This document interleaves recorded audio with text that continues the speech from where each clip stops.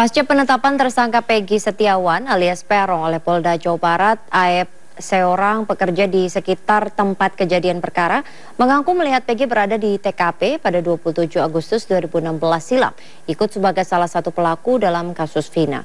Namun kesaksian AEP tersebut dibantah oleh saksi lain yang tinggal tepat di belakang SMP Negeri 11 di lokasi kejadian. Kebetulan ada pengendara motor lewat. Ini live lagi. Lalu balik lagi. Batu, habis dilempari batu lalu dikejar. Berhubung saya juga takut di situ, akhirnya saya pulang aja. Ketika saya diberitahu fotonya, ketika saya dimintain keterangan, saya diberitahu fotonya gitu. Apakah saya melihat, apakah saya mengenal? Jadi saya memang mengenal wajah ini, cuman saya tidak tahu nama-namanya. Kalau itu namanya Peggy, hanya sebatas mengenal wajah. Kalau setahu saya itu rambut Peggy itu di sisir belah samping, lurus di sisir belah samping. Ketika saya dimintai keterangan, terus saya ditanyakan motornya, motor apa yang dikendarai oleh Peggy, yang dipunyai oleh Peggy. Saya jelaskan aja motor Smash warna pink. Kalau nggak punya duit, ketengannya nggak ada di situ warung. Jadi saya tahu banget belinya di mana warungnya. Itu aja. Pada saat dia bilang, pada saat itu melihat kejadian itu dan sedang di warung, itu nggak ada warungnya sebenarnya. Nggak ada.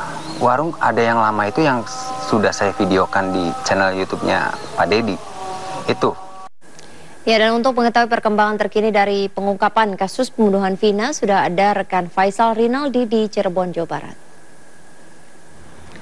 Faisal, ya, rekonstruksi kapan akan digelar?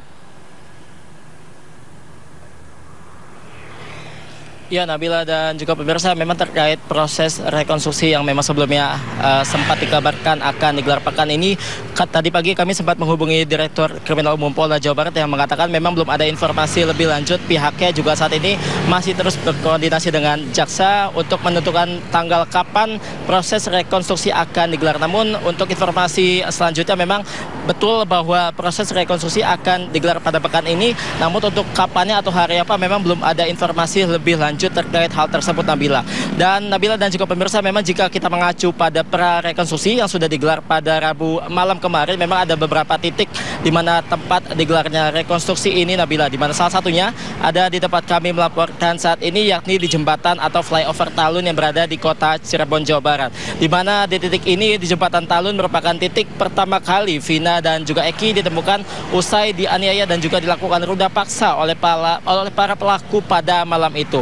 Selain itu, Nabila dan juga pemirsa, selain titik ini memang ada beberapa titik lain yang nantinya akan menjadi tempat rekonstruksi tersebut, yakni diantaranya ada di warung nasi yang berada di Jalan Saladara, kemudian juga ada di warung tongkrongan yang berada di Jalan Saladara, kemudian ada di tempat cucian mobil dan juga motor yang saat ini sudah berubah menjadi bengkel mobil yang juga berada di Jalan Saladara. Kemudian juga ada di titik tempat Vina dan juga Eki dieksekusi oleh para pelaku, yakni berada di Gang Bakti 1, tepatnya di seberang SMPN 11 Kota Cirebon. Namun untuk saat ini memang belum ada informasi lebih lanjut, Nabila dan juga pemirsa, terkait kapannya proses rekonstruksi tersebut.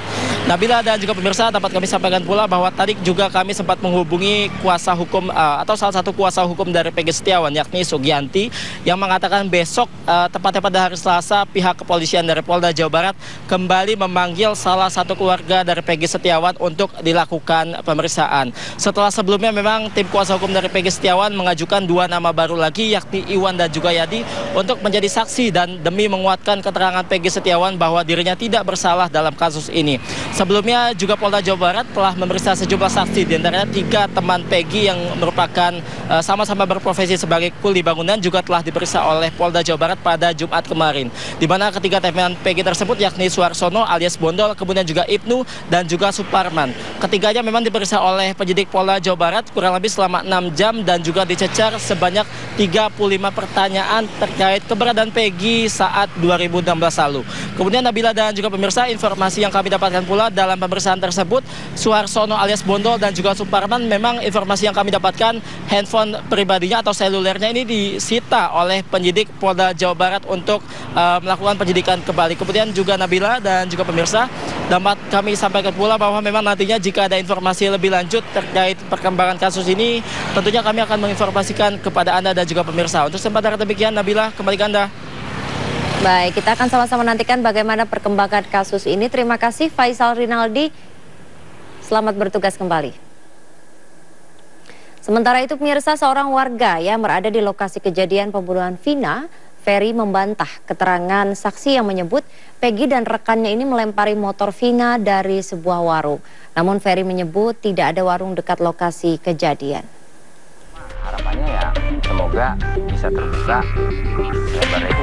Ferry, warga sekitar lokasi pembunuhan Vina dan Eki di Jalan Saladara Karya Mulia, Kecamatan Kesambi, Kota Cirebon, membantah kesaksian Aep, salah satu saksi kunci dalam kasus pembunuhan Vina dan Eki.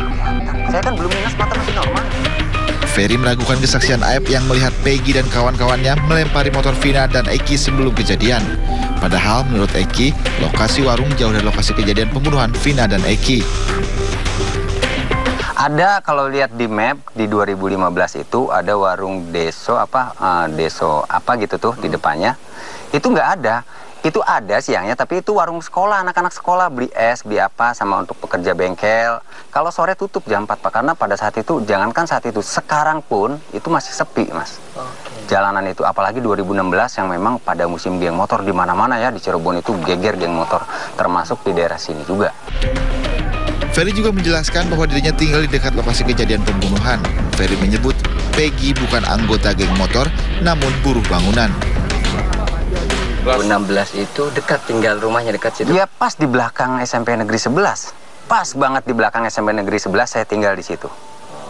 Setiap hari, Mas, kalau saya pagi, sore, siang, ya ketemu. Kadang-kadang maksudnya sore gitu loh. Sore atau mereka lagi pada nggak berangkat hari Minggu gitu. Ketemu sama anak-anak itu. Dan mereka benar kuli bangunan ya? Iya benar, kuli bangunan. Bukan geng motor? Bukan geng motor, bukan pekerja kantoran atau pekerja apa gitu, sales apa, bukan. Ferry berharap polisi dapat mengusut tuntas kasus kematian Vina dan Eki. Jika bersalah, maka dihukum, dan jika tidak bersalah, maka pelaku segera dibebaskan. Dari Cirebon, Jawa Barat, Toy Iskandar, iNews melaporkan.